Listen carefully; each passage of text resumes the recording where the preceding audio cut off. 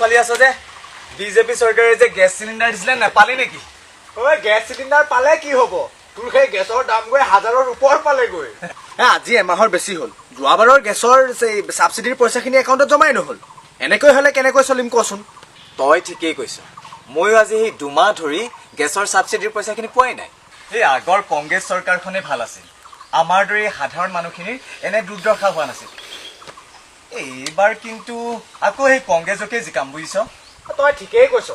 এইবাৰ সেই কংগ্ৰেছকে জিকাব লাগিব।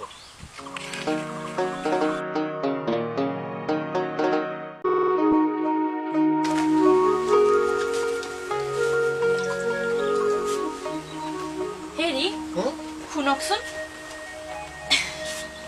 এই নাগৰিকত্ব সংশোধনী বিধেয়কখন কিনো ইমান যে হুলস্থুল লাগি আছে? আমাৰ ঘৰলৈ যদি কোনোবা আলহী আহে আৰু আহি পেলাই নিজৰ অধিকাৰ সাব্যস্ত কৰিব খোজে, তেতিয়া তই কি কৰিবি কচোন? ফলা কৰি লৈ মাৰি পঠিয়াম বাপেকে। হয়, তই ঠিকেই কৈছ। বিজেপি চৰকাৰখন যোৱাবাৰ ইলেকশ্যনত এই বাংলাদেশী খেদিম বুলি তোৰ শাসনলৈ আহিল।